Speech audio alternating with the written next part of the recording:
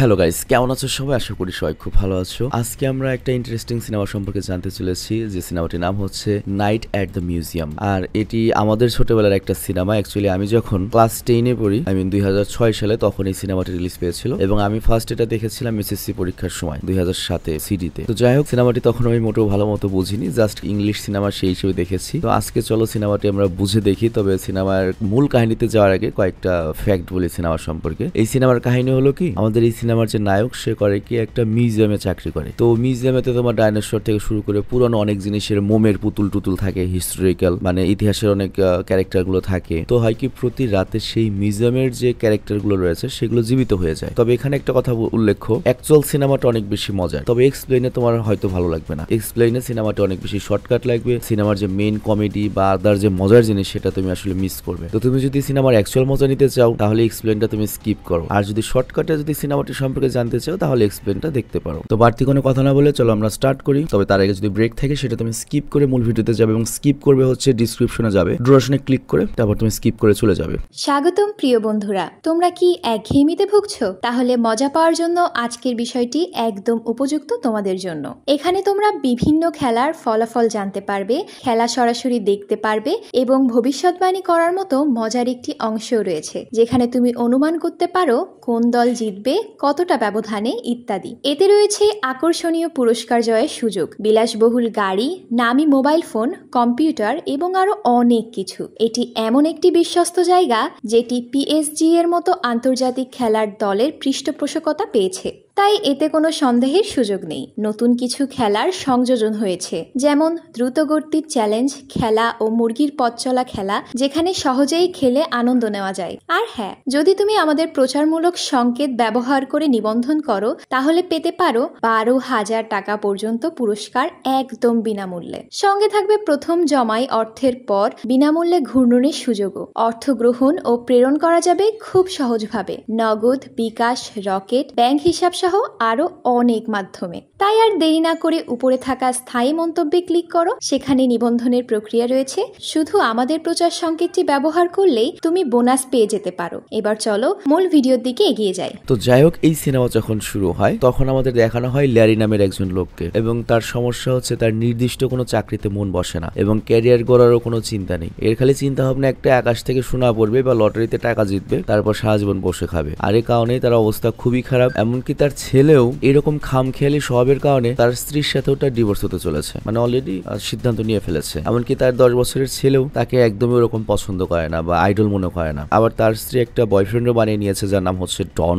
তাকে আর কি বিয়ে করবে খুবই শীঘ্রই। মানে বুঝতেই পারছে আমেরিকানদের জীবন কেমন হয়। তো যাই হোক, ল্যারির ইচ্ছা ছিল তার 10 বছরের যে ছেলে রয়েছে, যার নাম হচ্ছে নিক, তার দায়িত্ব ও নেবে, কিন্তু আদালতের কাস্টডি থেকে সে ওটা পায় না, কারণ সে আর্থিকভাবে স্বাবলম্বী নয়। আর এই কারণে ওই বাচ্চাটার দায়িত্ব তার মা এরিকাকে দেওয়া হয়। তবে তারপরেও প্রতি সপ্তাহের বুধবার বা প্রতি রবিবার সে একবার তার ছেলের সাথে সময় দিতে পারবে। তবে ইদানিং তার ছেলেও তাকে খুব অবাক করে দিচ্ছে। এতদিন তার ইচ্ছা ছিল সে একটা হকি প্লেয়ার হবে, কিন্তু এখন সে তার মায়ের নতুন বয়ফ্রেন্ড ওর মতো শেয়ার মার্কেটে ইনভেস্ট করতে চায়, কারণ সে দেখেছে ও কত সফল, কত বড় অফিস রয়েছে। তো এই জন্য তার ছেলেও চায় সে তার মায়ের বয়ফ্রেন্ডের মতো প্রতিষ্ঠিত হবে। তো এটা শুনে ল্যারির তো অনেক কষ্ট লাগে এবং সে বুঝতে পারে আমি বাপ হিসেবে আদর্শ বাপ নই। আর এই কারণে সে নতুন চাকরির জন্য মরিয়া হয়ে ওঠে, যাতে তার ছেলে তাকে আইডল মানে। তো এরপর ল্যারি একটা ইন্টারভিউতে যায়, যেটা হচ্ছে আমেরিকান মিউজিয়াম অফ ন্যাচারাল হিস্ট্রিতে, এবং ওখানে নাইট গাইডের চাকরি পায়। তো ওখানে যাওয়ার পরে চাকরি কনফার্ম হওয়ার পরে ওই মিউজিয়ামের যে ভলান্টিয়ারি গার্ড, যার নাম হচ্ছে রেবেকা, সে করে কি তাদের বস ওই মিউজিয়ামের ম্যানেজার ম্যাকফির সাথে পরিচয় করিয়ে দেয়। আর এখানে আমরা জানতে পারি বর্তমানে এই মিউজিয়ামটা লসে চলছে, এখানে সেরকম কোনো লোক আসে না। আর এই কারণে তারা তাদের পুরনো যে 3 জন বুড়ো নাইট গার্ড ছিল, সিসিল, গ্যাস এবং রেজিল্যান্ট, তাদেরকে একটু পরে দেখতে পাবে আস্তে আস্তে, তাদেরকে চাকরি থেকে বরখাস্ত করে দিয়েছে এবং তাদের 3 জনের জায়গায় একজন মাত্র লোককে রাখা হয়েছে, সেটা হচ্ছে ল্যারি। তো যাই হোক, ল্যারিরও চাকরিটা খুব দরকার, কিন্তু 3 জনের কাজ একা করা বুঝতে দিতে পারছো অনেক কষ্টের ব্যাপার। তবে তারপরেও সে রাজি হয়ে যায়। আর এরপর পূর্বের যে নাইট গার্ডের লিডার ছিল সিসিল, সে করে কি ওকে সেকেন্ড ফ্লোরে এনে একটা মিশরের ফারাওয়ের ট্যাবলেট দেখায়। আর এই স্বর্ণের ট্যাবলেটটার কথা তোমাদের মনে রাখতে হবে, পুরো সিনেমাটা এটা নিয়েই। আর এছাড়া একটা গাইড বুক দেয় এবং মিউজিয়ামে থাকা সবকিছুর সাথে ওকে পরিচয় দেয় এবং লাস্টে একটা সতর্ক বার্তা দেয়, সেটা হচ্ছে রাতে কিন্তু এই মিউজিয়ামে খুবই সাবধানে থাকতে হবে। দরকার হলে পুরো লাইটও জ্বালিয়ে রাখতে পারো, পারো, তবে সবচেয়ে বড় ব্যাপার হচ্ছে কোনো কিছু যেন মিউজিয়াম থেকে বাইরে না যায় এবং ঢুকতে না পারে। তো ল্যারি বুঝতে পারে না যে মিউজিয়ামে আছে কি, এগুলো এখান থেকে বাইরে কি যাবে। তো এখানে ওই গার্ড 3 জন বিস্তারিত কিছু বলে না, খালি নর্মাল এইটুক ইনস্ট্রাকশন দিয়ে চলে যায়। তো যাই হোক, এরপর মিউজিয়ামে যখন তার গার্ড দেওয়া শুরু হয় তখন তার তোমার ইন্টারনেট ছিল না, ফেসবুক ছিল না, স্মার্টফোনও ছিল না। তো সময় কাটবে কিভাবে? তো সময় কাটানোর জন্য ওকে ল্যান্ডফোন নিয়ে গান গাইতে গাইতে এক সময় ঘুমিয়ে পড়ে। বাট একটু পরেই হঠাৎ করে ঘুমের ঘরে সে একটা আওয়াজ শুনে, আর ল্যারি করে কি চেয়ার থেকে উল্টে পড়ে যায়। আর এরপর সে যখন চেক করতে যায় মিউজিয়াম, তখন তার কাছে মনে হয় যে সে ছাড়া ওই মিউজিয়ামে আরো কেউ রয়েছে, এবং তখনও ভাবে হয়তো পূর্বের যে তোমার গার্ড ছিল যার নাম সিসিল, সে হয়তো মজা করছে। কিন্তু একটু পরে সে যখন বাস্তব কাহিনী দেখে, ওর তো চোখ কপাল উঠে যায়। ও দেখতে পায় মিউজিয়ামে যে ডাইনোসরের কঙ্কাল রাখা ছিল সেইটা জীবন্ত হয়ে গিয়েছে এবং ওর দিকে তেড়ে আসছে। তো প্রচন্ড ভয়েও করে কি সিসিলকে কল করে, যে টাইমে সিসিল তার সেলিব্রেশন পার্টি করছিল। তো সিসিল তখন ল্যারিকে বলে তুমি গাইড বুকটা ভালো করে পড়ো, যে কিভাবে কি হ্যান্ডেল করতে হবে। আর অন্যদিকে ল্যারি গাইড বুক পড়লে সে দেখে সেখানে লেখা ডাইনোসরের দিকে হাড় ছুঁড়ে মারতে হবে, আর এর ফলে ডাইনোসরটা সেই হাড়ের পেছনে ছুটাছুটি করবে। তো যেমন ভাবে তেমন কাজ। তো এরপর ল্যারি করে কি একটা বড় হাড়ের টুকরো নিয়ে ছুঁড়ে দেয় ডাইনোসরের দিকে। তো ল্যারি ভাবে যাক বিপদ হয়তো শেষ হলো, কিন্তু ডাইনোসরের একটা লেজের ঝাপটা খাওয়ায় সে তো পড়ে যায় এবং বুঝতে পারে বিপদ মাত্র শুরু। মানে ও দেখতে পায় শুধুমাত্র ডাইনোসর নয়, মিউজিয়ামের মধ্যে যত বড় বড় আফ্রিকান ম্যামেল বা প্রাগ ঐতিহাসিক হাতি ছিল, আদিবাসী ছিল, প্রাচীন রোম এবং মায়ান সভ্যতার যে লিলিপুট গোষ্ঠী ছিল, এবং রোমান সাম্রাজ্যের যে হিংস্র নেতা অক্টোভিয়াস, লিলিপুটের অংশ, তারা জেগে উঠেছে। এমনকি ইস্টার আইল্যান্ডের একটা পাথরও অনবরত কথা বলছিল। এবং সে ল্যারির নাম বলে ডাম ডাম, এবং বলে তোর কাছে চাই একটা চুইংগাম। মানে স্ক্রিপ্ট এরকমই লেখা রয়েছে, যে স্ক্রিপ্ট পাঠিয়েছে সেরকমই লিখেছে আর কি। তো ল্যারি কিছুই বুঝে উঠতে পারছে না, তার মাথার উপর দিয়ে সবকিছু যাচ্ছে, যে আমি তো নেশামেশাও করিনি, এগুলো কি দেখছি। এবং ও বুঝতেই পারে না যে জিনিসগুলো দেখার জন্য সবাই ভিড় করে, এগুলো কিভাবে রাতে জীবন্ত হয়ে যায়, এগুলো তো সব মোমের তৈরি। আর এমন সময় ল্যারির উপর আবার হামলা করতে আসে হান জাতির একটা ভয়ঙ্কর শাসক অ্যাটিলা। তবে কোন রকমের ল্যারি এই লিফটের মধ্যে ঢুকে গেলে অ্যাটিলার হাত থেকে মুক্তি পায় এবং সে কিছুটা স্বস্তির নিঃশ্বাস ফেলে। আর তখনই তার মনে পড়ে গাইড বুকের কথা। আর গাইড বুক খুললে সে দেখে সেখানে লেখা রয়েছে হিংস্র আফ্রিকান যে সিংহ রয়েছে তারা যেন কোনো মতেই ছাড়া যেন না পায়, এবং তাদের জন্য বন্দী করে রাখা হয় খাঁচার মধ্যে, তা না হলে ল্যারিকে তারা ডিনার বানিয়ে খেয়ে ফেলবে। তো ভয় পেয়ে ল্যারি যায় হচ্ছে সিংহদের বন্দী করার জন্য। আর তাদের কাছে পৌঁছানোর সময় সে পথে দেখতে পায় যে আমেরিকার ইতিহাসে স্মরণীয় হয়ে থাকা নেটিভ আমেরিকান নারী সাকাগোয়াকে। আর সে ছিল একজন দোভাষী এবং পথ প্রদর্শক, এবং প্রথম যখন আমেরিকাতে ইংল্যান্ড থেকে লোক এসেছিল সেই মূলত ওদেরকে হেল্প করেছিল আমেরিকাকে এক্সপ্লোর করতে, এবং সে লুইস এবং উইলিয়াম ক্লার্কের সাথে বিখ্যাত অভিযানে অংশগ্রহণ করেছিল। তো যাই হোক, সাকাগোয়ার সাথে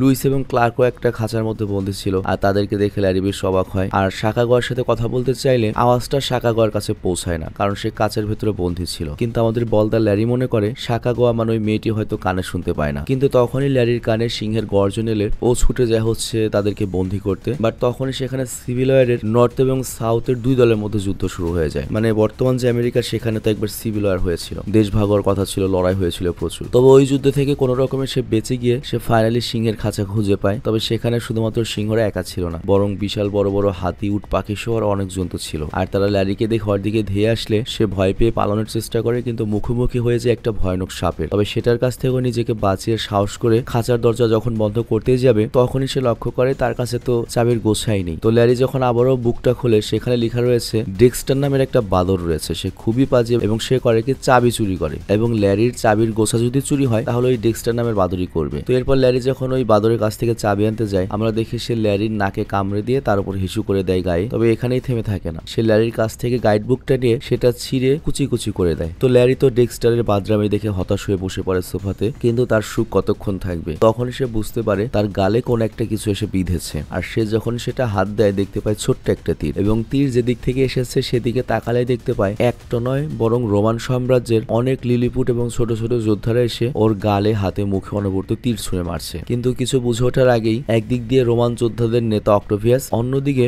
জেডেডিয়া নামের আরেক ব্রিটিশ যোদ্ধারা ল্যারির হাত পা দড়ি দিয়ে বেঁধে ফেলে এবং ওকে একটা রেল লাইনের ট্র্যাকে ফেলে দেয়। তো এখানে আসলে হয়েছে কি, ওই রোমান রাজা অক্টোভিয়াস এবং তার যে টিম ছিল তাদেরকে ছোট আকারে, পুতুল আকারে মানে বোঝানোর জন্য রাখা হয়েছে। আবার ব্রিটিশ যোদ্ধা যারা ছিল তাদেরকেও পুতুল আকারে একই জায়গায় রাখা হয়েছে। কিন্তু হয়েছে কি, রোমান এবং ব্রিটিশ যোদ্ধারা মিলে বিদ্রোহ করেছে, কারণ এত বছর কেন তাদেরকে খাঁচায় বন্দী করে রাখা হয়েছিল, আর আজকে তারা ল্যারিকে মেরে সেটার প্রতিশোধ নেবে। তো ল্যারি তো ভয়ে শেষ, ট্রেন আসলে হয়তো সে মারা পড়বে। কিন্তু এরপর যখন ট্রেন আসে দেখা যায় এটা একটা খেলনা ট্রেন, এতে ল্যারির কিছুই হয় না, কিন্তু তারপরেও তার শান্তি হয় না, এখন আবার উল্টো বিপদ ঘটে। তো ট্রেনটা যেহেতু ল্যারিকে কিছু করতে পারেনি, তাই রোমান রাজা অক্টোভিয়াস এবং ব্রিটিশ যে বিদ্রোহী জেরেডিয়া ভেবে নেয় যে এটা একটা বিশাল দৈত্য যে এসেছে ওদের সাম্রাজ্য দখল করতে। বাট ল্যারি তখন ওদেরকে বোঝানোর চেষ্টা করে আমি একজন সাধারণ মানুষ আর আমি কোনো দৈত্য নই, বরং তোমরাই লিলিপুট এবং তোমাদেরকে শোকেস হিসেবে ছোট ছোট করে তৈরি করা হয়েছে। তবে তারা ল্যারির কোনো কথাই শুনে না এবং রোমান এবং ব্রিটিশ সৈন্যরা মিলে করে কি ল্যারির ওপরে কামান এবং আগুন লাগানো তীরের ক্রমাগত বর্ষণ করতে থাকে। বাট তখনই ল্যারিকে বাঁচাতে দেবদূতের মতো ঘোড়ার গাড়িতে চেপে হাজির হয় আমেরিকান 26তম রাষ্ট্রপতি থিওডোর রুজভেল্ট, যিনি 1901 সালে থেকে 1909 সাল পর্যন্ত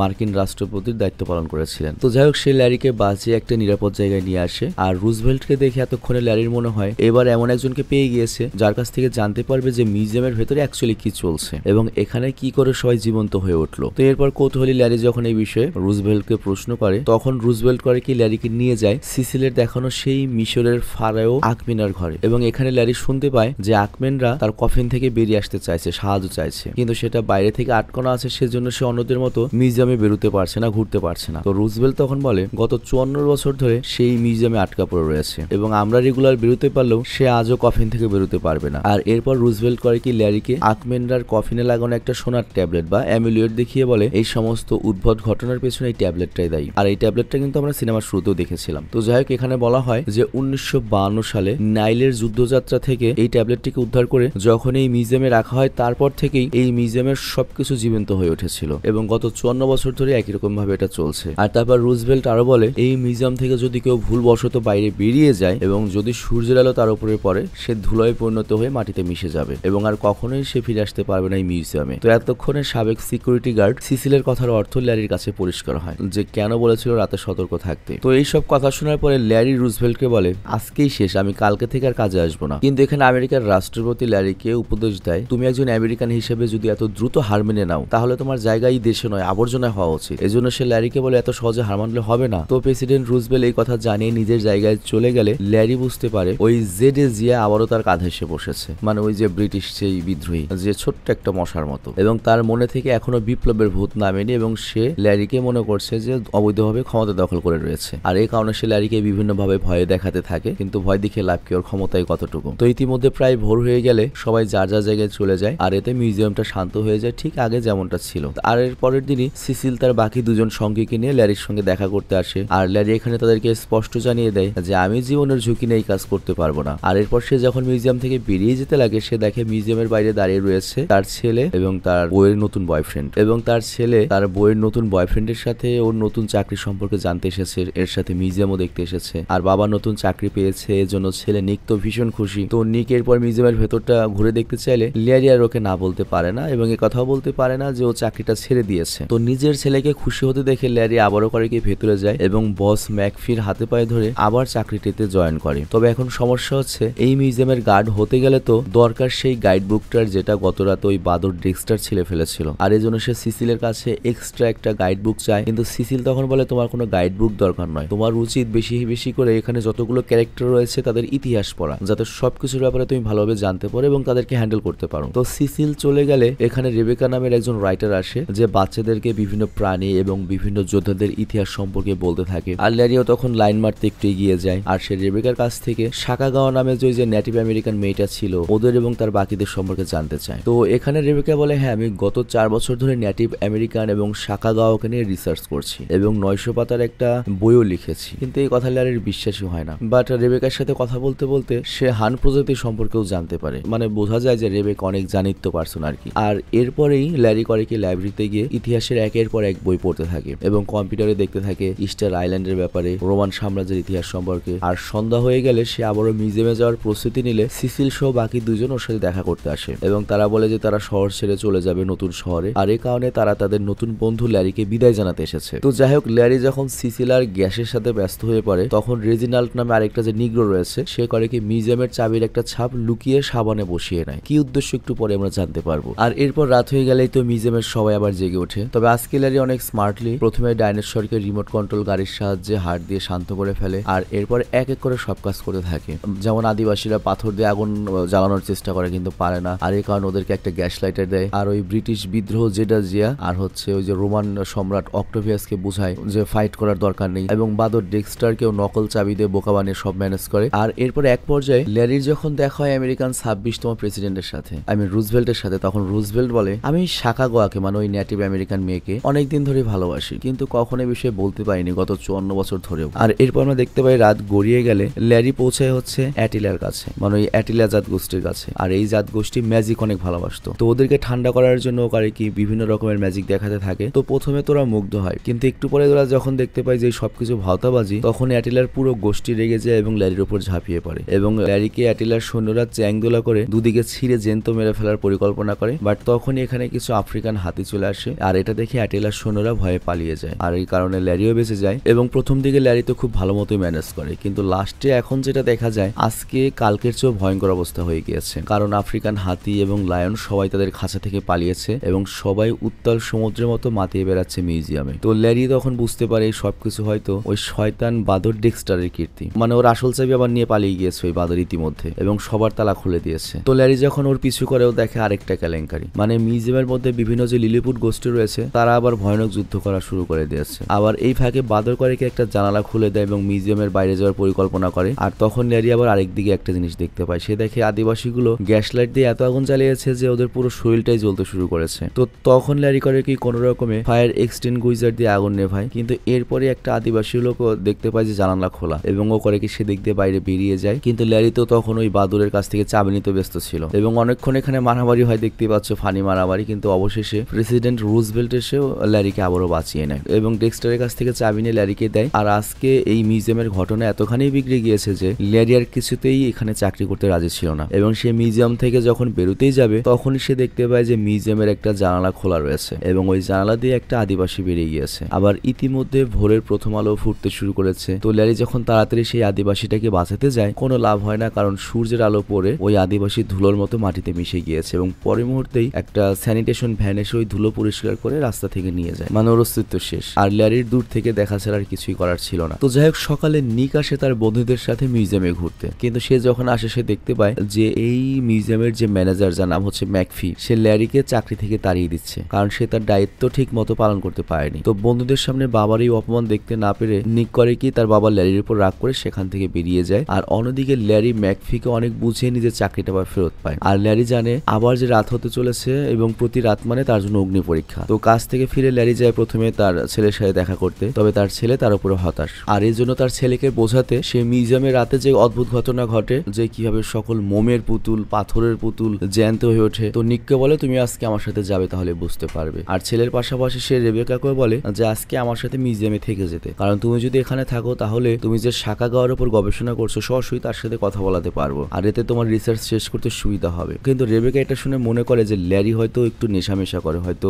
গাঁজা মাঞ্জা খায় এবং ওকে নেশাখোর বলে মিউজিয়াম থেকে বেরিয়ে যায়। কিন্তু ল্যারির ছেলে ঠিকই থাকে। তো রাতে ল্যারি এবং তার ছেলে যখন অপেক্ষা করে যে কখন আবার ওই পুতুলগুলো জেগে উঠবে, কিন্তু এখানে অদ্ভুতভাবে ওই দিন রাতে আর কেউ জেগে ওঠে না। তো ছেলের সামনে আবারও ওর সম্মান ধুলোয় মিশিয়ে যায় এবং ওর ছেলে মনে করে ওর বাবা হয়তো সত্যিই গাঁজা মাজা খায়। তবে ল্যারি এখানে বুঝতে পারে না আজকে কেন এমন হলো, কিন্তু এদিকে ওর ছেলে তো পুরো হতাশ, রেগে গিয়েছে। আর তখন ল্যারির মনে পড়ে ওই ট্যাবলেটটার কথা যার জন্য সব জীবিত হয়ে যায়। তো ল্যারি যখন তার ছেলেকে ওই ট্যাবলেটটা দেখাতে যায় তখনই ও দেখতে পায় ওখানে তো ওই ট্যাবলেটটা নেই। তো এখানে ল্যারি বুঝতে পারে এই কারণে আজকে রাতে কেউ জেগে ওঠেনি। তো এরপর নিক আর ল্যারি করে কি আখমেনারার রুমের নিচে যে সিকিউরিটি রুম আছে সেখানে গিয়ে দেখে যে এই মিউজিয়াম থেকে তো অনেক কিছু চুরি করা হচ্ছে এবং এগুলো চুরি করছে আগের যে তোমার ওই যে গার্ডরা ছিল সিসিল এবং তার দুই বন্ধুরা, এবং তারা এইসব চুরি করে এগুলো বিক্রি করে অনেক টাকা কামিয়ে শহর ছাড়ার পরিকল্পনা করছে। আর তারা ওই স্বর্ণের অ্যামুলেটটাও নিয়ে নিয়েছে। আর এই অ্যামুলেটটা কেন তারা নিয়েছে, কারণ এটা এনার্জি বুস্টার হিসেবে কাজ করে। ওরা তো বুড়ো হয়ে গিয়েছে, কিন্তু সারা রাত যখন এই ট্যাবলেটটা তাদের কাছে থাকে তারা নিজেদেরকে 25 বছর বয়সী যুবকের সমান শক্তিতে খুঁজে পায় আর কি। তো যাই হোক, তারা তো এখানে ল্যারিকে দেখে ভয় পাচ্ছে না, ল্যারি তো একা। তো এর জন্য ওরা সব সত্য কথা বলে যে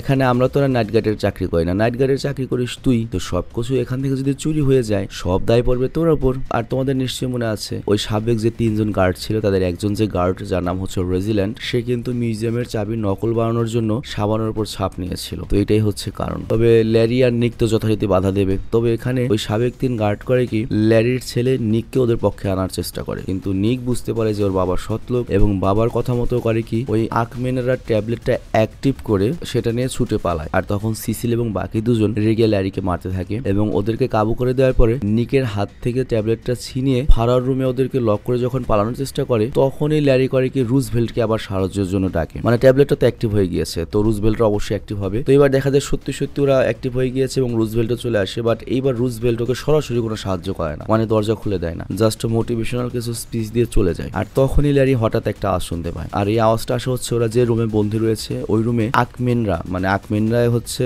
প্রাচীন মিশরীয় একজন রাজপুত্র, আর ওই রাজপুত্র গত 54 বছর ধরে ওখানে কফিনে আটকা পড়ে রয়েছে। ও তোর বাইরে বেরোতে পারছে না, তো আজকে অনুরোধ করছে প্লিজ আমাকে বাইরে বের করো। তো ল্যারির কাছে তখন মনে হয় যেহেতু আমি আটকা পড়ে রয়েছি, ও বাইরে বেরোলে হয়তো আমাকে সাহায্য করতে পারে। তো নিজেকে এবং মিউজিয়ামকে সিসিলদের হাত থেকে বাঁচানোর জন্য সে প্রথমবার মতো কফিন খুলে দিলে সেখান থেকে বেরিয়ে আসে মিশরের ফারাও রাজপুত্র আখমেন। আর দেখা যায় সে একজন তরুণ, আর সে অনেক পড়ালেখা করেছে, আর এই সুবাদে সে ইংরেজিতেও কথা বলতে পারে। নর্মালি অন্যান্য যে তোমার এখানে পুতুল রয়েছে তারা সবাই ইংরেজি বলতে পারে না। তো যাই হোক ওই রাজপুত্র ল্যারিকে বলে ওই ট্যাবলেটটা আমাকে দাও, ওই ট্যাবলেটটা আমার খুব দরকার। কিন্তু এখানে ল্যারি বলে ট্যাবলেট তো চুরি হয়ে গিয়েছে। তো রাজপুত্র তখন বলে আমাকে তাহলে সাহায্য করো ট্যাবলেট খুঁজতে। তো ল্যারি বলে আচ্ছা ঠিক আছে। আর তারপর ল্যারির কথা মতো ওই দুজন গার্ডকে বলে তালা ভেঙে দাও, এবং ওই দুজন গার্ডের সাহায্যে ওরা তালা ভেঙে বাইরে এসে আর রুম থেকে বেরিয়ে ল্যারি দেখে নিচে বেঁধে গিয়েছে লিলিপুটদের যুদ্ধ। আবার ওইদিকে হান গোষ্ঠীও আসছে ল্যারিকে ধরতে, মানে যাদেরকে ভেলকে জাদু দেখিয়েছিল। আর আবার অ্যাটিলার ইচ্ছা হচ্ছে ল্যারির শরীরকে ছিন্ন বিচ্ছিন্ন করবে, কিন্তু এখানে ওই ফারাও রাজপুত্র এবং ল্যারি তার নিজের বুদ্ধিতে অ্যাটিলাকে কিছুটা আবেগজড়িত কথা বলে যে আমরা যদি এখন একসাথে কাজ না করি তোমরা সবাই ভ্যানিশ হয়ে যাবে। তো অ্যাটিলা এখানে ইমোশনাল হয়ে জড়িয়ে ধরে ল্যারিকে, কিন্তু এখানে অ্যাটিলাকে তো থামালো বা হান গোষ্ঠীকে থামালো, কিন্তু নিচে যে আবল তাবল যুদ্ধ চলছে এদেরকে থামাবে কে? তো ল্যারি অনেক চিল্লাচিল্লি করে অনেকবার যুদ্ধ থামাতে বলে, কিন্তু কেউ থামে না। আর তখন ওই ইস্টার আইল্যান্ডের যে বিশাল বড় মাথাটা রয়েছে সেইটা সবাইকে চুপ করতে বলে, এবং তারপর ল্যারি বলতে শুরু করে যে এই মিশরের রাজপুত্র আখমেনের ট্যাবলেটের জন্যই তোমরা প্রতি রাতে জীবন ফিরে পাও। আর এখানকার যে সাবেক 3 জন গার্ড ছিল তারা সেই ট্যাবলেটটা চুরি করে পালানোর চেষ্টা করছে, এবং যে করেই হোক সূর্য ওঠার আগে তাদেরকে খুঁজে বের করতে হবে। আর এই কারণে আমাদের সবাইকে একজোটে কাজ করতে হবে, তা না হলে তোমরা আর কখনোই জীবিত হয়ে উঠতে পারবে না। তো এই কথা শুনে সবাই চুপ হয়ে যায় এবং রাজি হয়ে যায় ল্যারিকে সাহায্য করতে। আর তারপর ল্যারি একে একে এক একজনকে একটা কাজ দিতে থাকে। যেমন আমেরিকার যে সিভিল ওয়ার হয়েছিল তাদের 2 গ্রুপকে একটা কাজ দেওয়া হয়, সেটা হচ্ছে তারা একত্রিত হয়ে মিউজিয়ামের দক্ষিণ দিকে যাবে, এবং কলম্বাস আর আদিবাসীরা যাবে হচ্ছে মিউজিয়ামের উত্তর দিকে। জেডেজি আর অক্টেভিয়াস যাবে হচ্ছে সিভিলরা যে তোমার ওই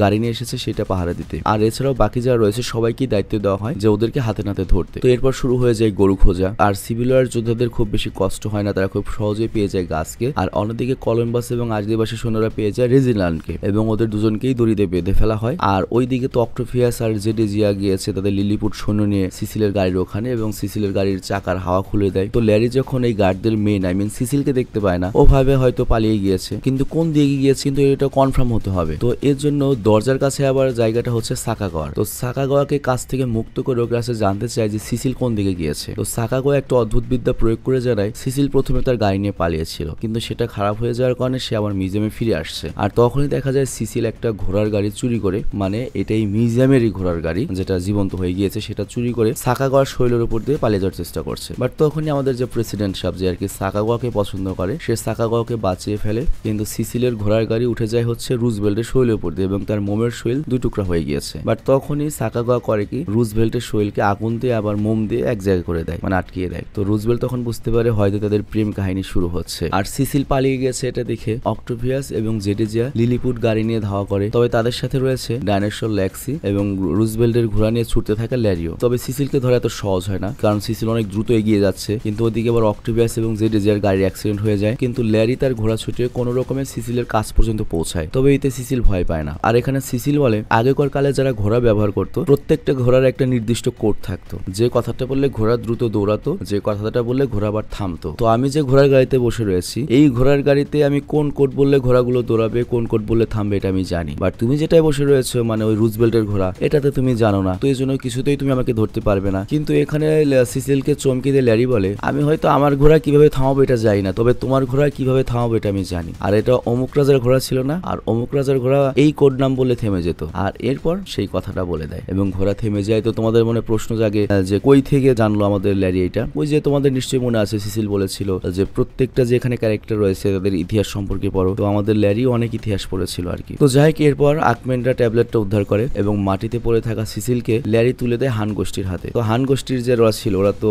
সিসিলের শরীর ছিঁড়ে দিতে চায়, কিন্তু সেরকম কোনো কিছু নির্দেশ পায় না ল্যারির কাছ থেকে। তো মনের দুঃখে মিউজিয়ামে ওরা জাস্ট ধরে নিয়ে বেঁধে রাখে সিসিলকে। আবার ইতিমধ্যে ভোর হয়ে আসছে দেখে ল্যারি করে কি বাকি সবাইকে নিয়ে আবারও মিউজিয়ামে ফিরে আসে। আবার তখনই রেবেকা এই মিউজিয়ামের রাস্তা দিয়ে যখন যাচ্ছিল, সে দেখতে পায় যে মিউজিয়ামের সব প্রাণী জীবিত রয়েছে, তার মানে ল্যারি যা বলেছে সব সত্য বলেছে। তো এখানে রেবেকাও করে কি কৌতূহলবশত মিউজিয়ামের ভেতরে আসে এবং দেখে এখানে স্বয়ং সাকাগাওয়া রয়েছে। ও তো নিজের চোখকে বিশ্বাসই করতে পারছিল না। তো এরপর ল্যারি করে কি রেবেকার সাথে সাকাগাওয়ার কথা বলিয়ে দেয় এবং রেবেকা এখানে সরাসরি সাকাগাওয়ার কাছ থেকে অনেক গুরুত্বপূর্ণ তথ্য জানতে পারে সাকাগাওয়ার ব্যাপারে। তো এরপর সূর্যের আলো ফোটার সাথে সাথে সবাই নিজের নিজের জায়গায় ফিরে যায়, এমনকি অক্টোভিয়াস আর জেডেজিয়া যারা যারা অ্যাক্সিডেন্টে পড়েছিল ওরাও ফিরে আসে আর ওদেরকে জীবিত দেখে সবাই খুশি হয়। আবার এই দিকে টিভিতে দেখা যায় রাস্তার বিভিন্ন সিসি ক্যামেরায় ধরা পড়েছে। আবার এইদিকে পরের দিন টিভি চ্যানেল নিউজ আসে মিউজিয়ামের আশেপাশের রাস্তায় ডাইনোসরের পায়ের ছাপ দেখা পেয়েছে এবং সিসি ক্যামেরায় মিউজিয়ামের ছাদে বিভিন্ন আদিবাসী গোষ্ঠীর নাচ দেখা গিয়েছে। তো পুরো দুনিয়াতে এই নিউজ ভাইরাল হয়ে যায়, আগুনের মতো ছড়িয়ে পড়ে। আর ম্যাকপি যখন এটা দেখে মানে ম্যানেজার, সে আবারও ল্যারিকে চাকরি থেকে বরখাস্ত যখন করে দেয় তখনই দেখতে পায় যে আজকে মিউজিয়ামে সেই লেভেলের ভিড় হয়েছে। আর এটা বুঝতেই পারছো নিউজ ভাইরাল হয়েছে গত রাতের ফল। তো মিউজিয়ামের মালিক বুঝতে পারে গত 1 বছরে যত মানুষ আসেনি একদিনে তত মানুষ এসেছে মিউজিয়ামে এবং ল্যারি পারবে যে এই মিউজিয়ামের জীবন্ত অবস্থাটাকে মানে হ্যান্ডেল করতে। তো আমরা মোটামুটি আন্দাজ করতে পারি ম্যানেজারও হয়তো জানে যে এই সবকিছু জীবন্ত হয় রাতে। আর অন্যদিকে আমরা দেখতে পাই ল্যারির ছেলে নিকের স্কুলের ক্যারিয়ার ডেতে তার বাবাকে আমন্ত্রণ জানানো হয়েছে। তো এখানে ল্যারি নিকের সকল বন্ধুকে বলে যে আমাদের মিউজিয়াম কোনো সাধারণ মিউজিয়াম নয়, আমাদের মিউজিয়ামে প্রতি রাতে ইতিহাস জেগে ওঠে এবং তোমাদের সবাইকে আমন্ত্রণ রইল, তোমরা যদি ইতিহাস সম্পর্কে জানতে চাও আমাদের মিউজিয়ামে আসবে। আর আমরা তো জানি প্রতি রাত মানে কি মিউজিয়ামে খালি জ্ঞানজাম আর জ্ঞানজাম, বাট এইবার কোনো জ্ঞানজাম নয়। আজ রাতে দেখা যায় কেউ যুদ্ধ করছে না, একসাথে একটা মিশন করে সবাই মিলে গিয়েছে, সবাই নিজেদের মধ্যে খেলায় নাচে গানে মুগ্ধ, কেউ ফুটবল খেলছে, কেউ খেলছে ফায়ার এক্সটিংগুইজার নিয়ে। আর এইদিকে প্রেসিডেন্ট রুজভেল্ট তো পেয়ে গিয়েছে তার জীবন সঙ্গী সাকাগাওয়াকে, যদিও তাদের বয়সের পার্থক্য 400 বছর কম বেশি আর কি, মানে সাকাগাওয়ার জন্ম হয়েছিল 400 বছর আগে। আর এখানেই নাইট এট দ্য মিউজিয়ামের পার্ট 1 সিনেমাটি শেষ হয়ে যায়। তো যাই হোক আমি জানি না সিনেমাটি কেমন লেগেছে তোমাদের কাছে, তবে তোমাদের কাছে সিনেমাটি যদি ইন্টারেস্টিং লাগে, ভালো লাগে, মেবি এটার নেক্সট পার্ট আমরা আনতে পারি। তো আমি বিদায় নিচ্ছি, ভালো থেকো, সুস্থ থেকো। আর তোমাদের জন্য গুড নিউজ রয়েছে, আমরা আরো 2টা সেক্টরে চ্যানেল ক্রিয়েট করতে পারি। ফর এক্সাম্পল আমরা একটা 18+ কমেডি চ্যানেল ক্রিয়েট করব যেখানে পুরো ওয়ার্ল্ডের যত 18+ সিনেমাগুলো রয়েছে, আর রেটেড সিনেমা যেগুলো নর্মালি আমাদের দেখা হয় না, সেই সিনেমাগুলো তোমরা দেখতে পাবে। আর অন্যদিকে আমরা আরেকটা প্ল্যান করেছি, সেটা হচ্ছে আমরা সিরিজের জন্য নতুন একটা চ্যানেল ক্রিয়েট করব যেখানে ফুল একটা সিজন আমরা 4টা ভিডিওতে শেষ করব। এখন তোমরা বলতে পারো যে এতগুলো চ্যানেল থাকতে কেন নতুন চ্যানেল খুঁজছেন? আমাদের সবগুলো চ্যানেলেরই বয়স হয়ে গিয়েছে এবং এগুলোর লাইফ টাইমে কমপক্ষে 15 থেকে 20টা স্ট্রাইক খেয়েছে। অ্যাজ এ রেজাল্ট এগুলোর ভিডিও রেকমেন্ডেশনে যায় না। তোমরা যখন আমাদের ভিডিওগুলো দেখবে পাশাপাশি অন্যান্য চ্যানেলের মুভি এক্সপ্লেনের ভিডিও আসবে, কিন্তু অন্য চ্যানেলের মুভি এক্সপ্লেন ভিডিও যখন তোমরা দেখো, মানে তোমাদের যদি সাবস্ক্রাইব করা থাকে তাহলে হয়তো আমার ভিডিও আসতে পারে, বাট যাদের কাছে সাবস্ক্রাইব করেনি তাদের কাছে কখনো ভিডিওটা রেকমেন্ডেশনে যায় না। আর ইউটিউবের পলিসি এটা, একটা চ্যানেল যখন বড় হয়ে যায় তখন সেটাকে আর প্রমোট করে না, আর স্ট্রাইক খেলেও সেই চ্যানেলটা আর গ্রো করতে পারে না। আমরা আমাদের অস্তিত্ব বাঁচানোর জন্য সম্পূর্ণ ব্র্যান্ড নিউ চ্যানেল দিয়ে কাজ শুরু করবো আর কি, যাতে এই চ্যানেলগুলো যেগুলো আমরা গত 7 বছর ইউজ করলাম, 5-6 বছর, এগুলোর বাইরেও আমাদের নতুন কিছু চ্যানেল থাকে এবং ওগুলো নতুন কিছু দর্শক আনতে পারে। তো এই জন্য আমাদের রানিং যে চ্যানেলগুলো রয়েছে সেগুলোতে মাসে 10টা করে ভিডিও দেবো, আর মোস্ট অফ দ্য কাজ করবো আমরা নতুন চ্যানেলে, আমাদের যাতে ওখানে গত 2-3 বছরের নতুন যে অডিয়েন্স গুলো এসেছে ইউটিউবে তাদেরকে আমরা ধরতে পারি। তো বিদায় নিচ্ছি, ভালো থেকো, সুস্থ থেকো, এবং যখন যে চ্যানেল খুলবো আমরা তোমাদেরকে জানাবো। চ্যানেল যাই মনে হয় তাই খুলি, তোমাদের মেন হচ্ছে কন্টেন্ট পেলেই হয়ে